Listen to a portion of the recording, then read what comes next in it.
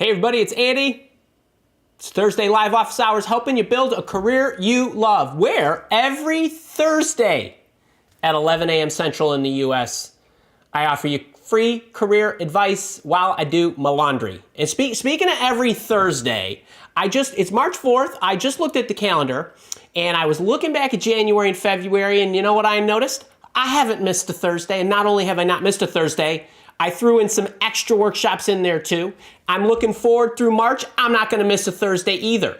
And for those of you that have been following the laundry saga, once it got to be Maytag 3, the LaCivita 0, I cried uncle, which is why I now have beautiful new LG washer and dryer, and I programmed some beautiful music so when it's done, it plays. I don't think you'll be able to hear it. It's too far away in the house for me to hear it, but just know it's there. It's probably gonna buzz at about 11:30. All right, hope everybody's doing great. Super sunny, and hope we got a whole bunch of people that need some help today. Get in, say hi, let me know where you're from, let me know what you do, let me know what you need. Put some question marks in front of your questions so I can find them, and definitely let me know what country you're from and what time it is where you are. And also, if you are in my job search bootcamp or my leadership program, please use your hashtags, let me know. Looking forward to a great show. I glanced at the chat before I started, and I saw there was a whole bunch of stuff in there from people with a lot of questions in a row. I'm just going to leave it for my team to try to sort that out, and I'm going to keep moving so we can get as many questions answered in this hour as possible. Hey, Laura Cobb, rocking the productivity session. How in the world do you come up with so much dense quality content so quickly? Wow. You know what? Actually, maybe I got a 32-second video that I'm going to show, maybe in this show if somebody's interested, and I will let you know. But thank you for being part of my bootcamp and my leadership program.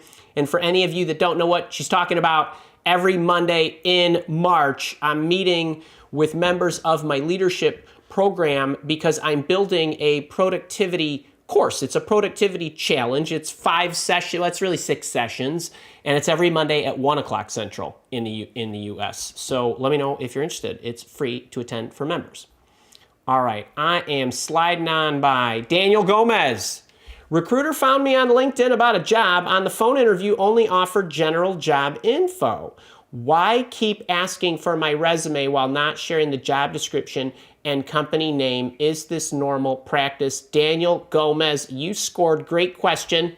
Can we give Daniel Gomez a round of applause? Because this is confusing, and I'm going to tell you exactly why this happens. Number one, recruiters, what they do is they comb LinkedIn, and they look for people whose background, keywords, maybe corporations you've worked at, some skills you've identified, maybe your headline, those kind of things. And they look to see if you could potentially match an opportunity that they have for one of their clients. That's what they do. A lot of times it's not even the recruiter who's searching on LinkedIn, it's a researcher. So it's somebody who's not even the recruiter, probably using the recruiter's passcode or whatever. They're searching, they find the wonderful and awesome Daniel Gomez, and Daniel, your background matched what the recruiter is searching for his client, for the hiring company. Now, if depending on the level of detail in your LinkedIn profile, the recruiter may immediately know that you are or are not a match from, we'll call it your paperwork, meaning what's visible to them. If your LinkedIn profile is a bit thin, what the recruiter is trying to do is get more information from you so that the recruiter could ascertain whether you're a good fit on paper. Now, this doesn't even include whether you'd be interested in the role, whether you'd be the right cultural fit, whether the restrictions or requirements of the role are in alignment with what you're willing to do, not willing to do, and any of that stuff. So what the recruiter is trying to do is make that determination. Now, a recruiter who does that way is only as good as the opportunity they have at this moment in time, meaning a recruiter who treats you that way is basically saying to you, I'm only valuable to you right now if you match what I have. The recruiter that says, Daniel, I have a little bit of insight from you on your LinkedIn because I saw your background, but I have an opportunity that's on my desk. And before I share all that with you, I'd like to get some insight into you, what you're interested in, what you're about, some of the things you've done, so that I can determine if what I have on my desk is appropriate for you. And if it's not, I'd like to establish a relationship, get to know you a little bit, make sure I understand what you're all about, what you're interested in, what you can do, and all that good stuff. And if this is not a match, at least now I have your information, and I will share this with you, or maybe you could help me and refer somebody else if it's not for you. Something like that. A recruiter who approaches it that way, the value to having the call with that recruiter is the relationship you're about to build with the recruiter as a window into the employment market for you. The recruiter who calls you and just says, hey, I just need to know if you match this, that's a hit and run. Now, it's not terrible because, you know, if it matches for you and you're interested, go knock your socks off. But that's what they're trying to do. Is it normal practice? Well, in this world of instant gratification, in a world where most recruiters now who are attempting to be recruiters don't have the experience, the longevity, the skill set, the perspective, the outlook of building long-term relationships with the people who they encounter every day, and have no clue what it's like to actually cold call, build relationships and all that stuff, it is normal practice because they're hit and runners. So, I mean, it's almost embarrassing to call them recruiters. That's not even what they're doing. Basically, somebody researched, they looked at your profile, they tried to get you on the phone, get your resume so they could say, hey, are you interested in this? That's not recruiting, okay? That isn't recruiting. But that's normal practice in this day and age for 90% of recruiters. So it's up to you whether you want to share your resume, which is okay. Just make sure when you share the resume, you say to them, do not circulate my resume or my credentials or anything I share with you without my express permission. Okay, because what you don't want is you don't want them to take your resume and then forward it to a client and say, how does Daniel Gomez look? And if they do that, and the client says, well, we'd love to talk to that guy, and then the recruiter goes back to you and you say, well, I don't want to talk to that company. That's bad, okay, really bad. Not to mention, you might want to be discreet about your job search. And you might not want that particular company to know you're looking. Who knows? But that's my view on that. So I leave that up to you. Your question, is this normal? It's becoming more normal. I'm not saying it's good. I'm saying it's usual. So I hope that helps. And I leave it up to you whether you want to share it or not. It's up to you. I would draw some guidelines around it, meaning if I give this to you, please do not share it with anybody.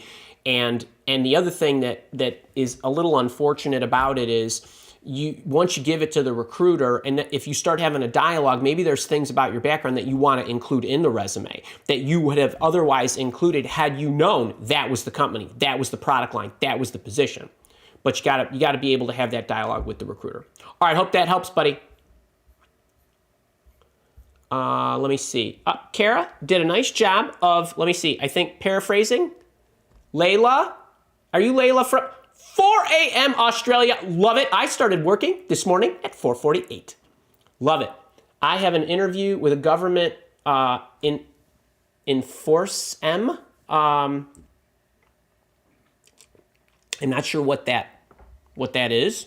How do you answer? Tell me about a time when you had to develop and implement a plan of action where the task or goal was complex and ambitious. How did you break up the problem? You go exactly to my video on how to answer behavioral interview questions, and you watch that, and I will tell you exactly how to do everything that you just asked. How to tell me about a time when you played a key role. I'm referring you back to that video again. So go to my video on how to answer behavioral interview questions. I give you the steps, and then you need to pick the project. So I can't give you the project to give them, but I will tell you what to say in the formula. Check that out. Eli Belly, 19. What do you do when an employer is looking for employees for X amount of time and you can't commit to that amount of time? Do you apply in a strategic yet respectful way? I'm wondering if you mean or do not apply at all. Job description says must be able to work for at least 6 months, but I may be leaving the country. If this is me, so wait, first off, I love that the employer was crystal clear, okay? Because they should be. You want them to be, right? Now, if you can't make it to 6 months, then you could do one of two things. You can say, all right, I would go, you can apply, and then immediately say in the screen, I wanted to ask about the 6 months. There is a possibility that I might leave the country. In that case, one of two things is going to happen. They're going to look at you and they're going to figure out, do they love you so much? Is this possible? Is it possible that you could work remotely for the 6 months or whatever? Or they'll bounce you right away or whatever. I have no idea what's going to happen, but you know, if you know me at all, you know I'm about the art of the possible. So I'd go in, take a shot. If nothing happens, no big deal. If they get to you and they say, hey, Eli Belly, whatever, you need to be here 6 months. We can't hire somebody that cannot commit. Now, that's also, I mean, I always laugh at that kind of stuff too, because no one knows where you're going to be 6 days from now, let alone 6 months. But I get the intent. I get their intent, and I get what they're looking for is intent. So that's what I would do there. I hope that helps. All right, what do we got here? You are welcome. And Dana, my boot camper, Dana, yes. Andy loves his Davidoffs. And Gary, my boot camper, how you doing from Calgary? A lot of Canadian friends. Anyone here that hasn't attended the first productivity set? Oh man, this is so awesome. Can I do this? Okay, wait. I'm not gonna do it right now. I got a 32-second video for you. 32 seconds. Gary, thank you for saying that. And Laura Cobb, thank you for saying that. And if you have no idea what I'm talking about, I have a 5-session productivity course that I'm building, and it was a ton of fun. We talked about the master lists and how to create them, and how do you determine what goes on them and what to do and tune them and prune them and all that good stuff. And next Monday, the 8th, I'm teaching you exactly how to plan your weeks and your days. And if you can't get your mind wrapped around it, I got 32 seconds that's going to help you at some point in this show. Jay Keitha, good morning to you. All right, Gary. Now, Gary's got a question. What are your views? Hang on, let's just get this up here. Let me read it up here. What are your views and or strategies on a virtual job fair? I've never attended one and don't know what to expect. This is what I tend to do. If I'm going for, okay, so forget job fair at all for a second. On the one hand, I love shooting at live targets. Okay, so I don't know if you noticed a lot of my videos, they're just live. Okay, you don't get do-overs, you don't get second chances, you don't get whatever. It's one take and go. And you load the gun up with the live bullets, no blanks, and you start shooting. And you could do that. But you could also go to a live virtual fair for something that you have no interest in, just to understand the mechanics of these things, which I kind of like, right? If you're not familiar with what that is like, then try one out. Maybe one that isn't so important to you, maybe one that's in a different area, just to understand what's going on. They're all a bit different. There are recruiters there, there are companies there. I mean, assuming, right, it's a job fair. It's obviously very different than walking up to a booth and talking to somebody, but you're probably doing a lot of exchanging of information, getting emails, they're telling you to contact them, you're telling them to contact you, and so on. So they're all a bit different. But I would say to you, I would try test one out and see what they're like, and then so that you're doing a dry run or two, and then if you go to one that really matters, you'll understand what it is that it's like.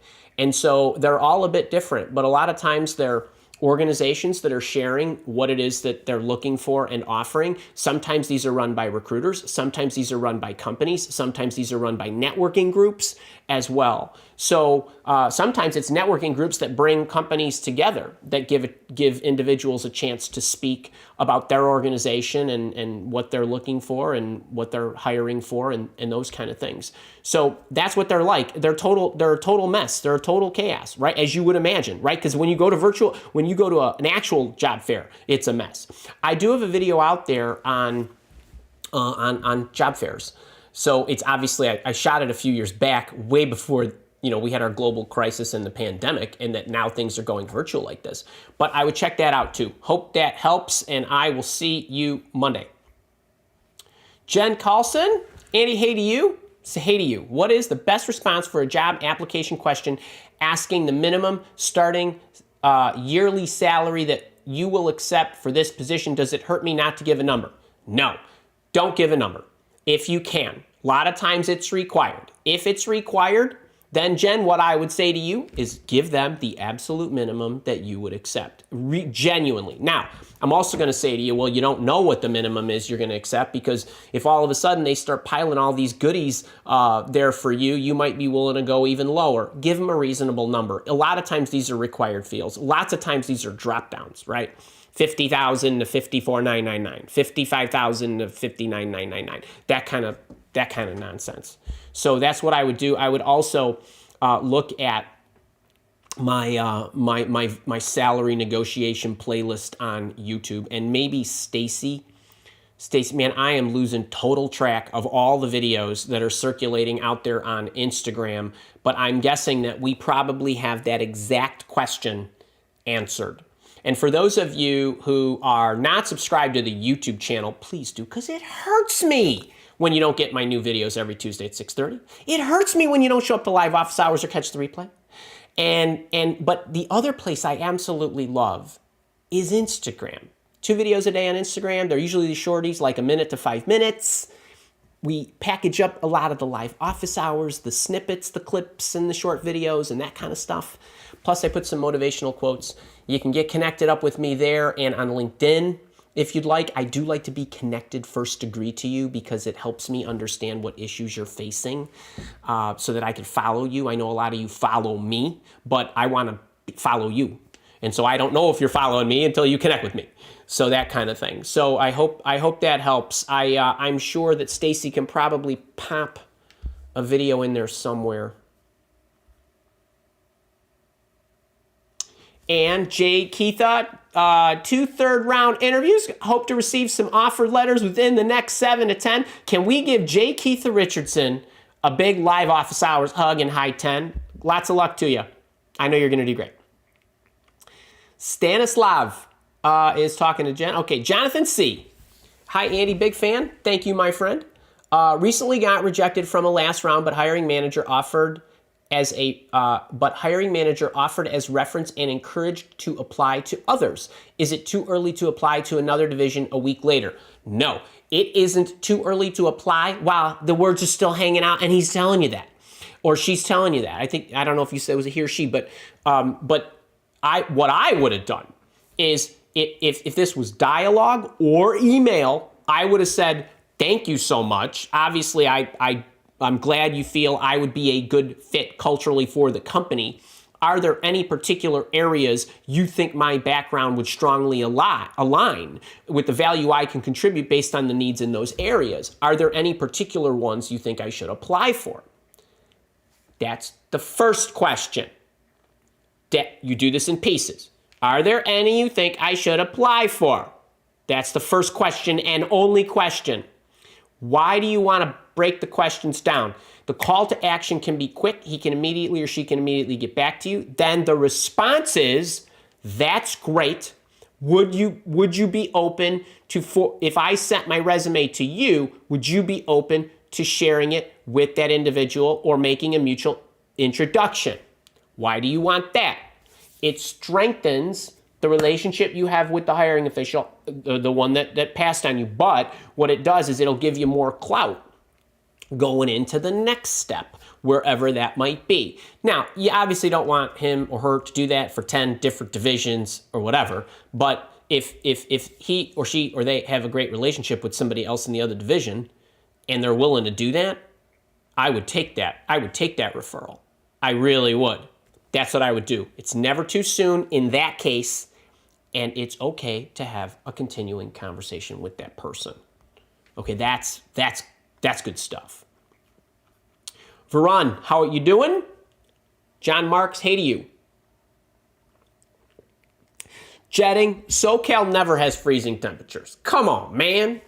Jetting, you better be at the meetup when I come out to the OC, which is it's a date to be determined in the future, but I gotta visit the rest of the LaCivitas and all my in-laws.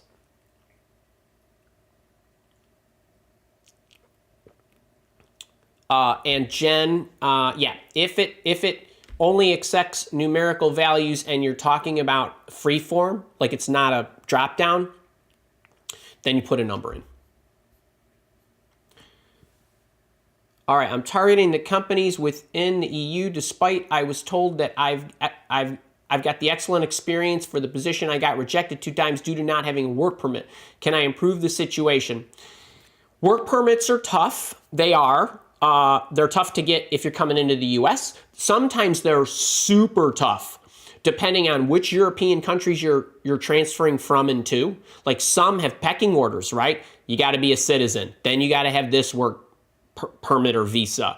Then we go to basically the aliens or whatever they call everybody who doesn't have one of those kind of things. The way I improve my situation there is I try to find an organization. If it depends what your goal is. If your goal is to get with a good company and they just happen to be in another country, that's one thing. If it's I have to move because my wife or my husband got a job in that country and now I need to find work there, that's different. Now, there's all kinds of different ways you can accommodate this. My best thing would be to try to get a job in the country you're in, work with them and see if they would transfer you to the country you want to move to, because it's a little bit easier when you're a known commodity. That would be my first inclination, but not knowing your exact situation, the second best situation to get a work permit is to have a skill that is in high demand. It's a rare skill. If you don't have one of those, then you're gonna have to go another route. But I would try those. I really would. Ubertuber, great to see you. And Bob, how are you? Well, we got Robert Ashman, who goes by Bob. Robert Peterson, you guys are awesome. Charlie Pace, after months of unemployment, I started at a new job in January. I hope this is good.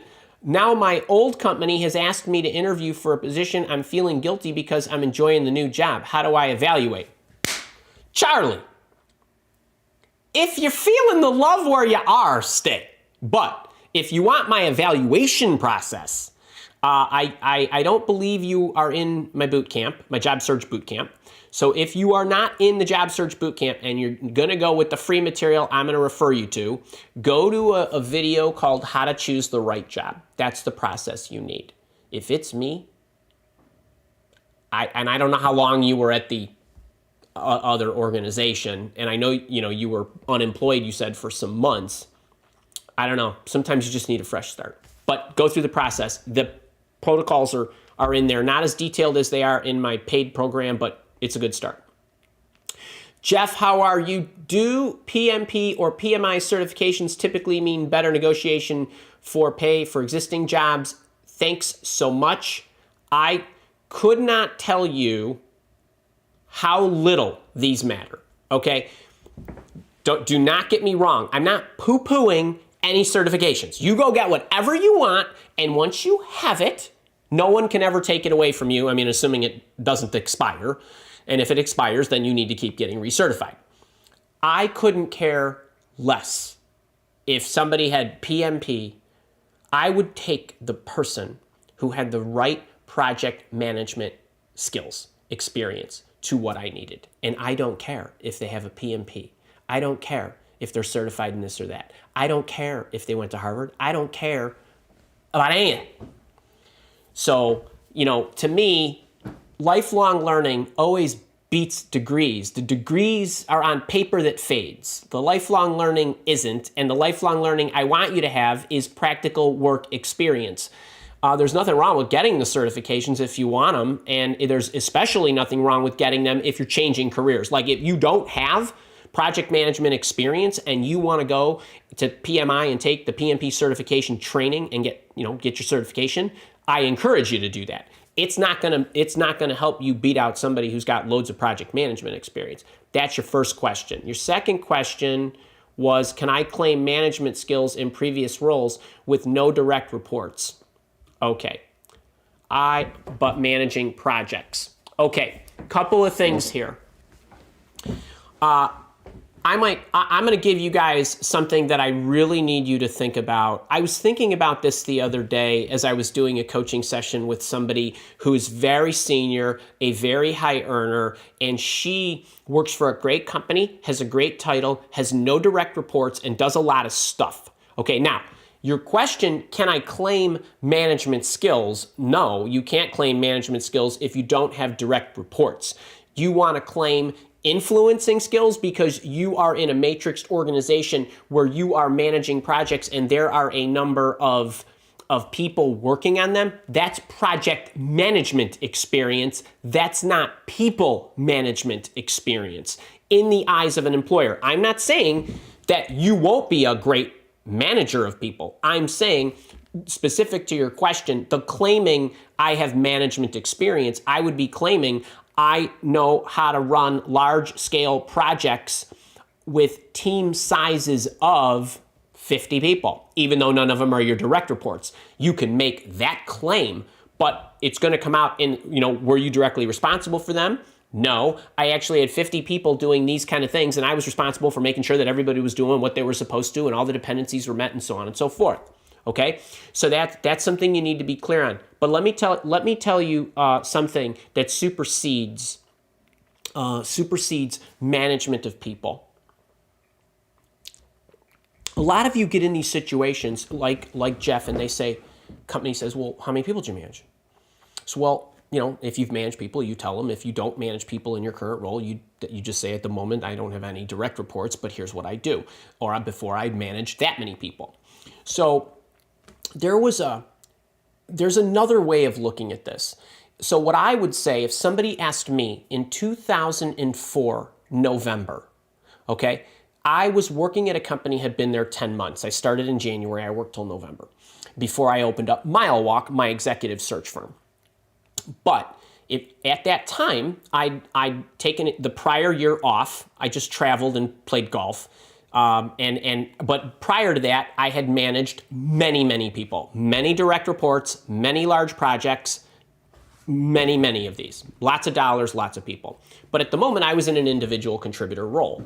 So if I had to go on an interview, because a lot of you have managed people, but you don't currently manage people, or you're like Jeff, where you haven't really had them on an org chart.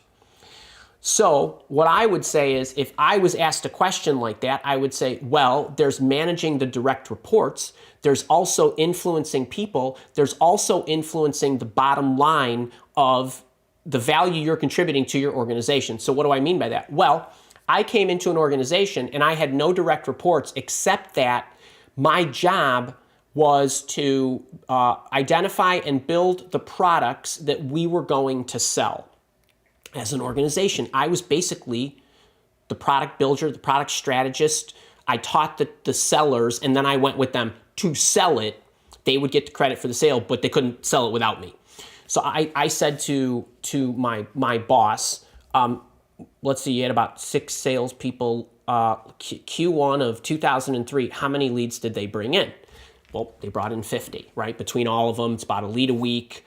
Right, these are highly complex consulting initiatives. I said, tell you what, you give me $10,000, I bet I could double that number in a week, myself. No, I don't need any help. And they said, well, what's the $10,000 for? I said, well, I need about 3 days of some temp's time, and I need to buy some mice. They said, mice? I said, yeah, mice. I'm gonna do a campaign to 100 banks and 100 insurance companies, and if you give me the 10 grand, all you need to do is let me roll with this, give me the month, and then I'll run the campaign for a week, and I bet I can generate nearly 100. I bet 50% of the people get back to me. Then you'll have a whole pack for almost nothing. So I did when I researched, I built the products, I got the mice, I built a box, I mass mailed these physically to vice presidents of human resources and vice presidents of sales in the top 100 banks and the top 100 insurance companies. And I had some temp for 3 days that went out and got me the names of these people, their addresses, and their phone numbers. And unsolicited, these went out, and within 5 days, I had 80 callbacks. So all I had to do was sit at my desk and pick the phone up, one after another. I had an empty schedule. I knew the phone would ring. I picked it up. We had a lead. We went out for the meetings, and so on.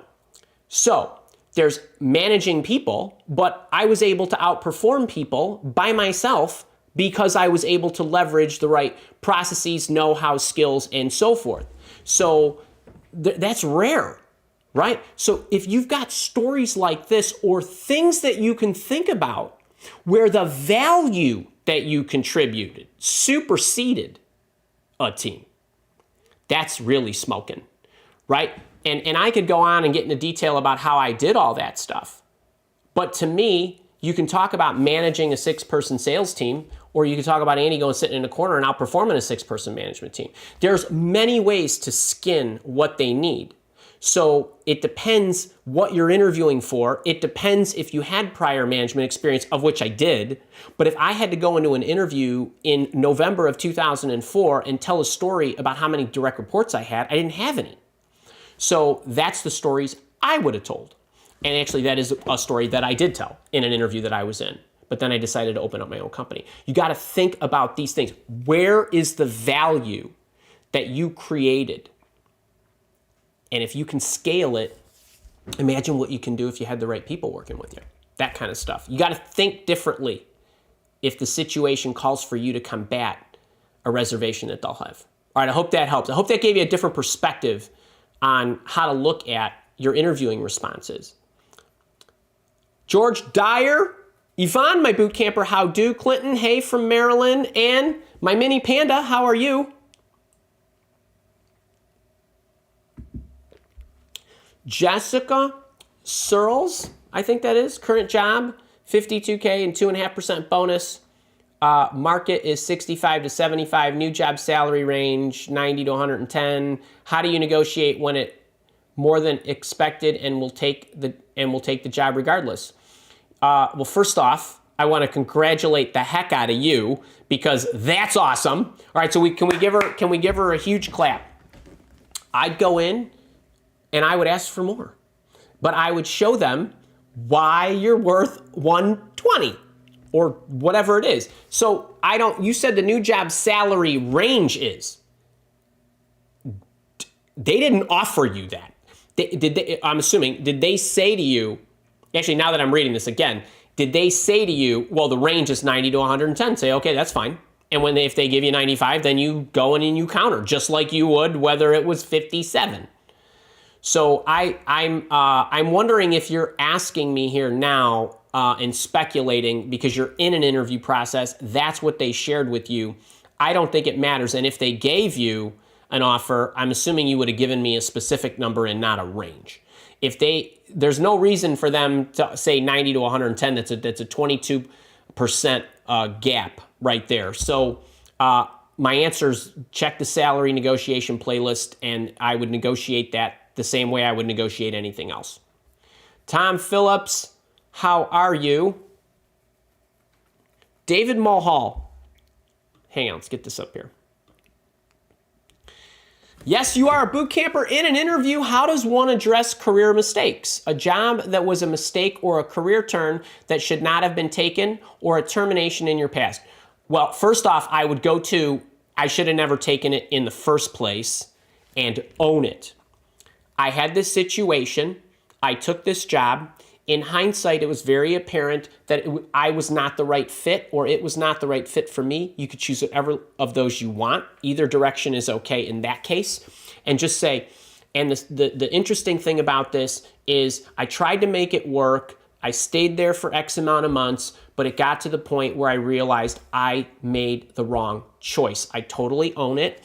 And now in hindsight, I have a much better understanding of how to evaluate an employer going forward. I did not know it at that time, right? I get paid to do something else, not evaluate employers, but I'm so much smarter about this now. I found this great coach, Andrew LaCivita. He taught me a whole bunch of stuff where I'm not going to make a mistake in my choice, right? That kind of stuff. You don't have to tell them about me, but you know what I mean, right? I now understand what I'm looking for, how to evaluate it, and I have a much better evaluation and decision-making process going forward, because what you're trying to diffuse is when you bring that up and you own it, that's taking responsibility for your situation, which I love, and the employers will too. But then that begs the question, well, what makes you sure you won't make that mistake again? That's what shoots through their head. Same thing for a job hopper. What makes you so sure you won't job hop again? It's the same kind of thing. But that's the way I would do that. I think I'm pretty sure we have a video on this one exactly. Maybe Stacy can drum it up. David, lots of luck with that.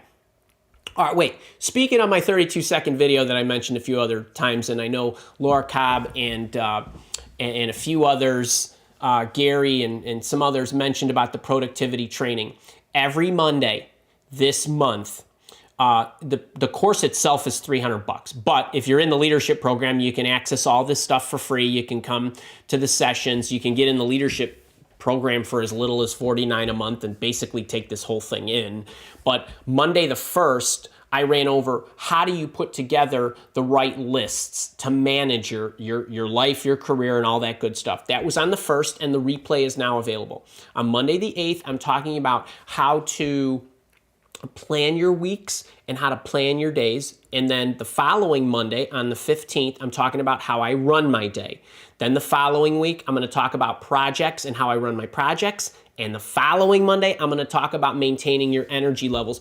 And if you're wondering what this looks like, I made this little video. I took a couple slides out of my PowerPoint, but this is the scheme that I use when I've got to plan my week. It looks like this, where I take my notebook that's sitting right here and these 2 pages that are like that, and I got to organize everything into what I'm about to do for the week, and then how do I get it all in order, and then how do I actually lay it down on the Monday, Tuesday, Wednesday, Thursday. And this is the science behind this is what I'm teaching on Monday.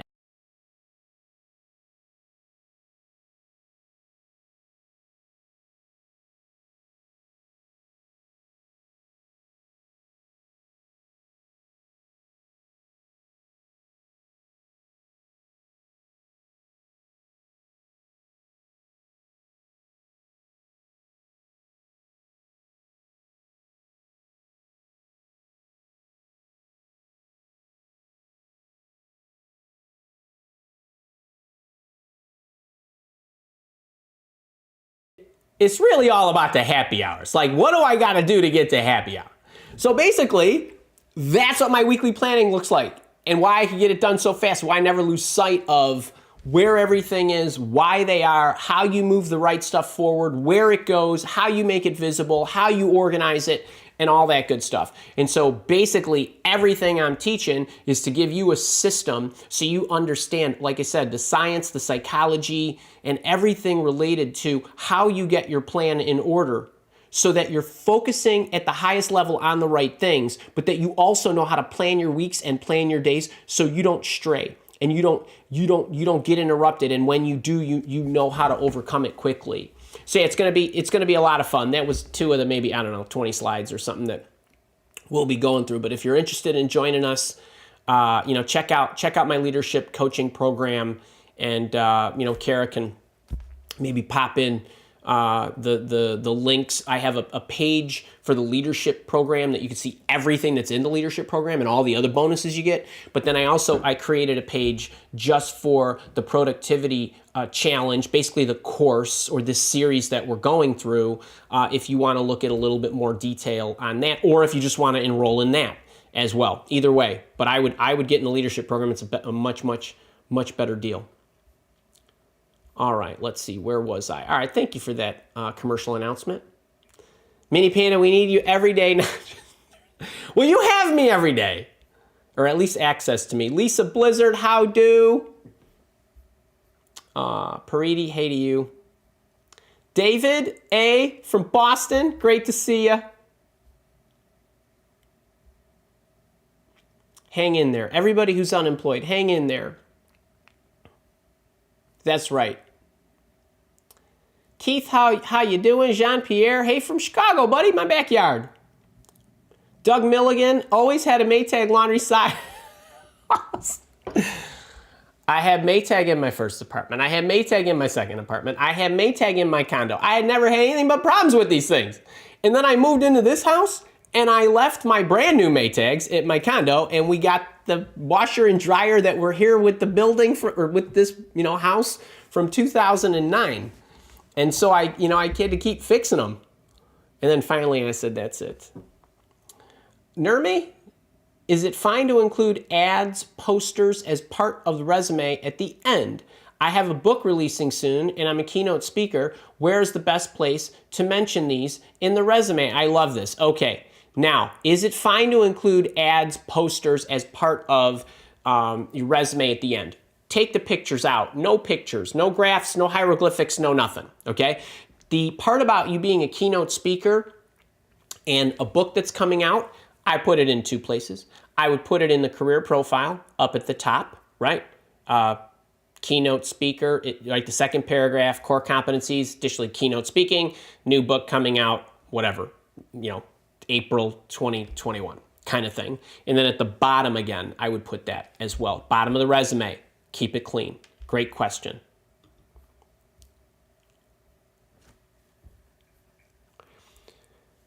David, Laura, Daisy, how are you doing? And Dre, I'm assuming that's Dre. Oh, it is Dre. Great to see you too.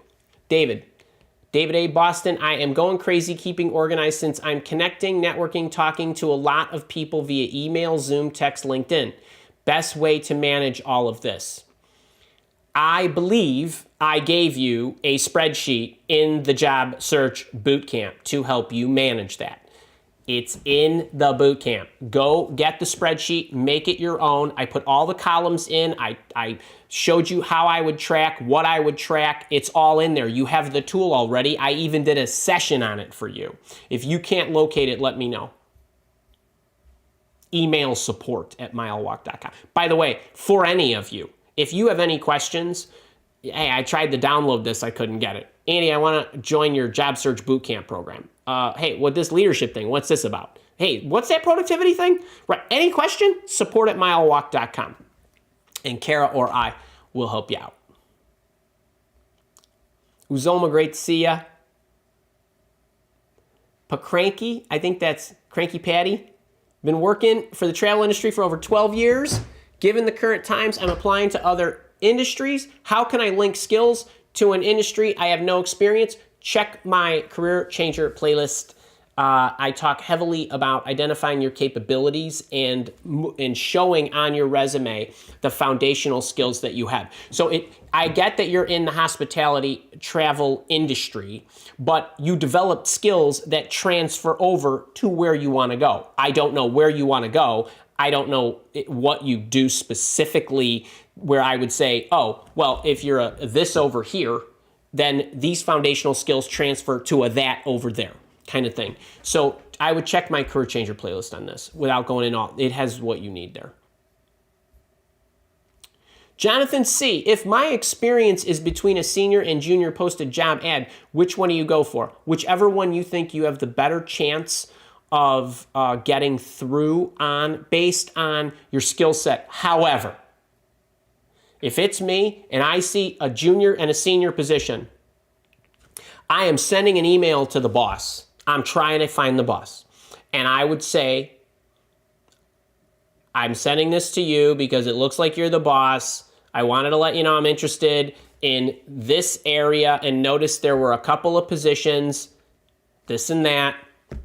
These are my creds. Attach the resume. Want to hear from you. Can't find the boss? Send that email to the recruiter. Can't find the recruiter? Find an HR person. Do everything you possibly can before submitting your resume through the applicant tracking system. If you totally exhaust all that, you still don't know what to do, pick the one or other that you think you are the stronger for, and I would go that route. Deb, how are you? New View, Camper and Leadership. Hey, Marilyn Murphy. And David, thank you for that. Yeah, if you love it, and I hate begging for likes, but YouTube likes the stuff. It likes shares. It likes likes. It likes all that. Sherry, how are you doing?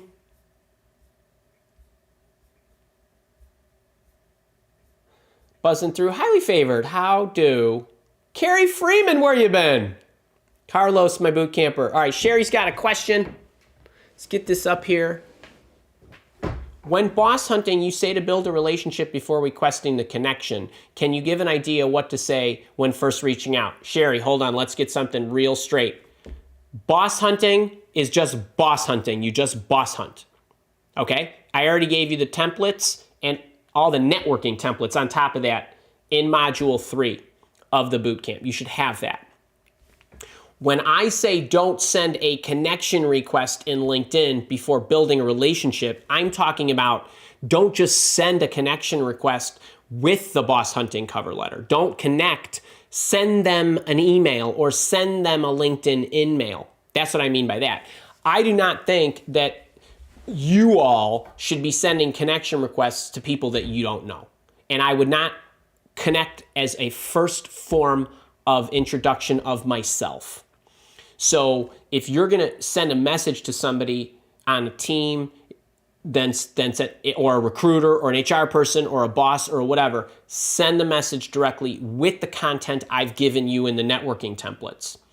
So any of you in the job search bootcamp, you have 10 or 11 or something like that networking templates that I've given you for every occasion of what to say when you're opening up a discussion with somebody. I pretty much covered all the scenarios you would have. They're copywritten.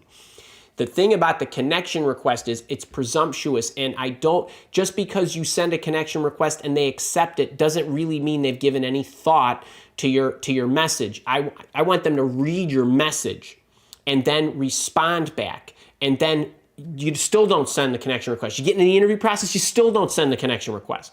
When it's all said and done, you can send it if you want. That's what I mean. So giving you an idea what to say, those are in the networking templates or in the boss hunting cover letter, depending on your situation. I hope that helps. If you can't find them, you let me know. Jonathan Locke. First connection, getting my resume to the right folks, but seem to die on the vine. Do you for name contact to personally follow up or other strategy? Okay. If somebody is referring me, this is what we're doing. You're going to refer me, right? Okay. When you refer me, can you let me know? And when you refer me, can you find out what their next step is, how long they will take, will they get back to you no matter what? When will that be? Like, you got to ask all the questions. You have to prep your referrer. So don't, like, if you send something to me and I'm going to forward it on, if I just say, here, check this out, now you're going to be asking me these questions, right? You want to say, Andy, okay, when are you going to send it? So no problem. Here's what I'm going to do. I'm going to send it to Frank, and I'm going to tell Frank, this is my buddy Jonathan. He's looking for this and that. Can you do me a favor? Will you let me know? Can you respond right now and let me know? Will you get back to me no matter what? If you're going to get back to me, let me know. I can pass back to him. This and that. Like, you got to have some kind of dialogue, because if I just send it to him, then you're going to go chasing him or you're going to go chasing me. He may not like what he saw. He may not have had time. He might be traveling. He might have COVID. I don't know. So if things are dying on the vine, then what I would say is, okay, what can I control with this? Better communication up front with my referrer. We had a woman in my, she's in my job search bootcamp. We had a one-on-one coaching session. She was having a fairly senior woman refer her to different organizations, medical groups, in fact. And she said, well, the woman would refer, and this woman's got clout, but I'm not really hearing back. I said, well, all right, do you know what she's sending them? She says, well, yeah, I could see the message. It's really just kind of a one-liner and this and that. So, no, you need her to actually recommend you. Like, I strongly recommend, she would be great at, and so on. There's other language that needs to be encouraging for the person who's receiving the referral to know that this is a big deal. I have a friend, Jim, I'm sure he's not on this. Jim will email me something and he'll refer somebody. Or he'll say, Andy, I'm referring you to so-and-so. This is a pickup on the first ring kind of referral. Okay, like, there needs to be clear and explicit language about what's happening with the referral. So that's enough on that. If you're going to say to me, well, I'm getting referred by somebody I don't know really well, in that case, I would just go direct. If that's the case, if you have no idea what's actually happening with the referral, you're probably going to be more lost than if you'd have just taken a swing on your own and used one of my templates to do that. So that's what I would do there. I would take a good close look at that strategy of yours. Actually, Kara, can you make a note? I might want to talk in depth about this in the boot camp, in the private session on the 19th. I might want to do a whole thing on this.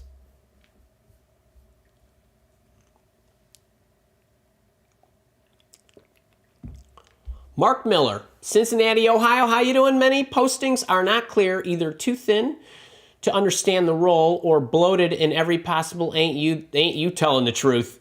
Should I ignore the ones that are not clear? All right, first off, can we give Mark Miller a shout out? Because this is a damn fine question. Because it is true, right? It's kitchen sink, ridiculous. I don't know what that job is. Ridiculous. Right? There's job descriptions should be written like this. Here's our company. We're awesome, and you should want to work here because when you work here, here's what we're going to do to fawn all over you. Here's the dude you get to work with. Here's the woman he reports to. They're awesome.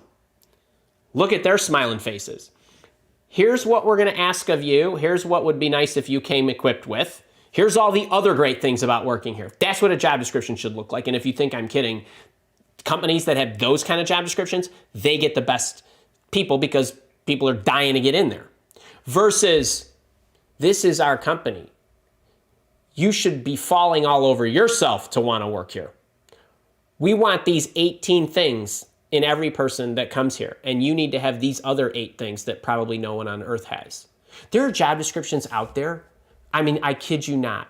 We would like you to have 8 years of this software experience when the software company is only 5 years old, right? I mean, this is how stupid some of these job descriptions are. Can you tell I get amped up about this? All right. So Mark, here's what I do. First thing is, I would not be applying online. So to me, this is a moot point. I would be emailing bosses that I found related to those job descriptions and say, I noticed there was an opportunity. I'm a great match based on what I saw because, or whatever. Excellent, strong, extensive. I prefer basically, and then you go in like that. But much like your resume, even a 2-pager is not completely you, right? There's a lot more to you. So too are job descriptions. And the job descriptions that are super thick, that's ridiculous because no one reads them all. And you read the top few bullets, right? You assume a lot of the rest of the stuff is okay, I suppose, right? But I go in and investigate. But again, going back to something I said earlier, the art of the possible. So if it's thin, it's thin. It could be awesome. If it's thin, they could still be assembling what the role is. Maybe they're looking for people like you. You come in and you say, well, here, based on what I can do, maybe we augment this or massage that, or maybe if you're amenable to this, or maybe we kind of wiggle it around, right, kind of thing. But to answer your question, that was a lot of color, but to answer your question specifically, I don't ignore anything, right? I go and I investigate. I don't ignore, I decide. Don't ignore, decide. I want yes, I don't want no. And I don't know that. See, here's the biggest problem. Most people who are job searching do one of 2 extreme things. Well, that job just doesn't really look like, it's for me exactly, so I'm not going to pursue it. Big mistake. Or they get engaged and then they keep chasing somebody who isn't getting back to them. If I can't ascertain the information to make the determination that yes, I want or no, I don't, I just stop. I stop that until somebody shows me that they're equally as interested in me. But if I see something that's too thin, I want to know more. So I don't want to eject myself from the process until I actually know I want to eject myself from the process. And I want to decide that. I don't want them to decide that for me. So I would not ignore it if it's appealing. And the place you start is where? The company, not the role. You join a company, you don't join a job. If you love the company and you think that's a cool company, they got good products and services, they got great reputation and so on, and you're not really sure about this role, who cares? Go. Now, then it becomes a matter of time. I don't know your exact situation. If you're busy and you're working 12 hours a day and you don't have time, well then no, don't do it. But if you're looking for work or you hate your job or you're unemployed, then I go, for sure. That's a great question. It really is, because I know it gets tricky. Hope that helped. All right, how we doing? Let me see, I think I just saw that one. Carlos, I do like this one. I have gone through this ad nauseum inside the boot camp. Stacy, I don't know if do we have something in the public domain that just cites this? So here, okay, if you're a consultant and you have projects, there is any number of ways that you can do this, but here's a real simple one. I'm Carlos Inc. And if you're a consultant, perform consulting services for large Fortune 500 manufacturing companies such as, in what services, right? Perform accounting services for, perform marketing services for, perform project management services for, whatever. Okay, that's a highlight. All right, so that's what you are. Then, sample projects include. Then you list Caterpillar, right? Lowe's, whatever they are. And then you just run through them. And then you want that listing to be like highlights. That's if you're a consultant. Now, that assumes that maybe you have quite a few different things or companies that you've consulted for. If you've only consulted for one company, then you put the one company. Okay, so it depends. And if you're a long-time consultant where you've been doing this like 10 years and you got all these projects, you have a separate running projects CV style resume where you're listing everything like it was, a CV or like research in a CV where it's boom, boom, boom, boom, boom, boom, boom. And then what you do is you bring forward into the commercial resume the projects or sample projects that most closely align to the role you're pursuing. So if you're interviewing with a company, assuming that that's what you meant, because I'm a consultant and I want a full-time position, then you're going to peel out the projects irrespective of when you did them. I don't care if they're 5 years ago or 8 years ago. You take the ones that most closely match to the job you're pursuing. And by the way, let me tack on something interview related here. This goes for all of you, even if you're not a consultant. The best interview stories for you to tell are the ones that have examples that exactly align to what the employer is wanting you to do. So when they say, can you tell me about a time when, it's a stupid question, but when they say that to you, because they're gonna, then when you get to choose the story, you need to pick the story that most closely aligns to what they do. By the way, here's a separate little really quick, Stacy, this is a separate clip here. This is a separate little point on resume. So Carlos, thanks for serving this up. All of you putting your resume together, listen to what I'm telling you right now. When you put your resume together, you can dictate the questions that get asked to you in the interview. I don't know if you realize this, but basically you put the resume together that says, here, ask me this, instead of having the interviewer say, can you tell me about a time somewhere in your life where you did this? What am I talking about? Well, there's the kind of resume that you put together that's, okay, managed the customer service team, ran a project and did a lot of stuff, right? Very vague, not specific, no benefits, and so on. A lot of you do this, right? You got activities-based stuff. Okay, there's nothing sexy about that. So I have to ask you, well, as the customer service manager, can you tell me about a time when you did something that increased customer service? Now I have to ask you the what. You have to go and now pick, which does a couple things. It puts you more under duress. It puts more pressure on you to actually pick the right story, which you might not. And they don't know where you're going with this, and they're not even excited yet, right? So you have no build-up, you have enthusiasm, you have no engagement, because they asked you a bland, open question, and you got to dig into your skull and figure it out. Versus writing bullets on your resume that make them drool because they can't wait, they can't get to it fast enough to say, how did you do that project? So what do I mean? When you put specifics in your bullet, when you talk about the benefit and you talk about what you achieved and the magnitude of what you did, and that you said, I did it by streamlining this process, you have changed the complexion of the interview to where they say, oh my God, Andy, how did you do that? That's the question you want them asking, not tell me about a time when, or can you come up with? You want, how did you do this bullet right here? And if your resume is written properly, your interview will be filled with, how did you do this? How did you do this? When you are getting a how did you do this at one after another, you know you're going to crush it. Why? They're excited to know. They're interested in hearing more. You already know what you did. You already know they're interested, and you already know it's a good story to tell them because they asked you.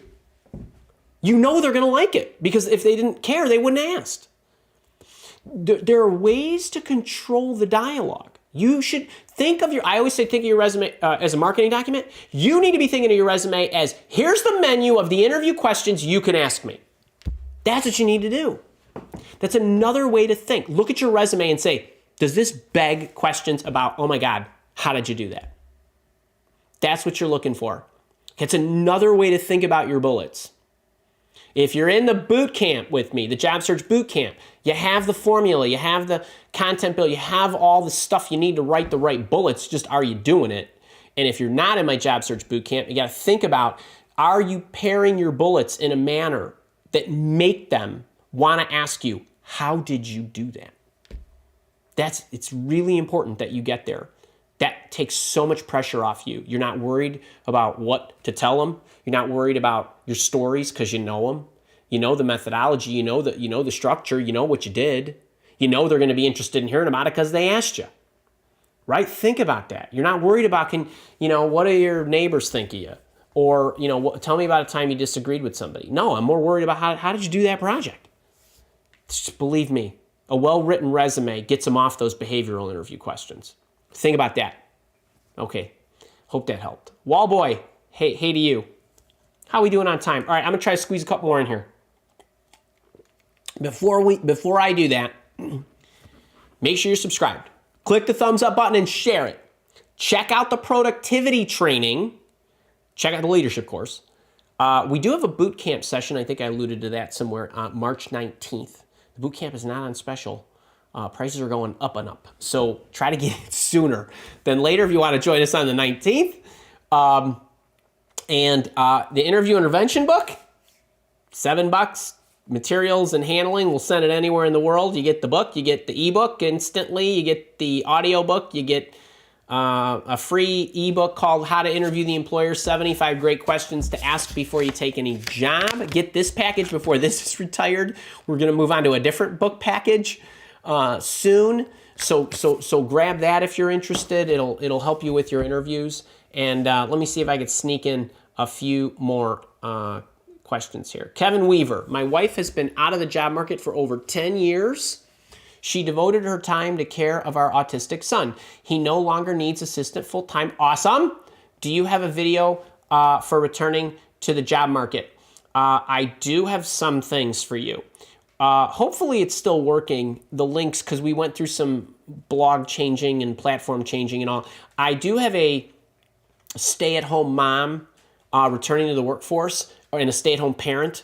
I have a booklet. It's a bit old, but structurally it'll be helpful. That's on our blog. I have videos on YouTube about how to overcome employment gaps, and I would look at all of those videos. So there is one specifically about how to overcome an employment gap, of which she is in, right? A 10-year gap. And I don't know what she did before, and how she's going to return is going to be determined and outlined, and basically her plan and strategy is going to be based on what she did before this 10-year stint. So was she a professional for 10 years and then you had kids and then she stayed home for 10? Or did she work for a couple of years and then she stayed home for 10? There's variations of the approach and the steps I would take depending on what level of experience she's working with, no pun intended, to try to get back to work. But I would start there. Helena, you are welcome. Jean-Pierre, is it worth having a professional building a personal website? Is it worth having a professional building a personal website and a bio as part of your job search? Absolutely not. Don't. Unless you need a website to demonstrate your deliverables, meaning you're a graphic designer, you're a videographer, you are something or website designer where you need to showcase. That's one thing. The Mile Walk Academy website, I do that, and Kara does that. We don't even have a pro do it. We do it ourselves. Like the pages that you see are us. So they seem to work. Tangled. Middle of interview, it's clear this is not the right company or manager or job for me. Do I continue or politely shut it down? How? Hate to waste all of our time. I wait till the end, then I immediately tell them, look, I really appreciate your time based on what I've discovered. Now, I'm only saying this if you are absolutely certain that there are no other roles in that company. If you are, then just say it and get out. I'd appreciate it, and I'd probably look for feedback. Why have you discovered that? Is there anything I could learn that has made you make that decision? I would want to know. I would want you to tell me, and I hope you would be honest. And I don't believe in wasting anybody's time either. So I would tell them. Now, if it's just this person, or if it's just this job, then what I would do, I'd probably go to the recruiter. I'd say, look, I really like your organization. I would love to work here. I don't think this is the right capacity for me or whatever. And you can explain that. Say, but I would be interested in this and that and the other thing, right? So there's different ways to handle this. Okay. All right, folks, I got to run to another meeting.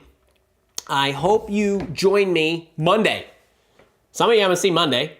If you don't join me Monday at 1 p.m. Central, then you can join me again Thursday next week, March 11th at 11 Central. This will stay on the internets, and it'll be available to you. And Stacy and Kara are so awesome that they packaged up all your questions and the time I answered them, and we'll put that in the description. So if I answered one of your questions, you want to go back to it, you'll see, boop, click the chapter, you'll go right to it.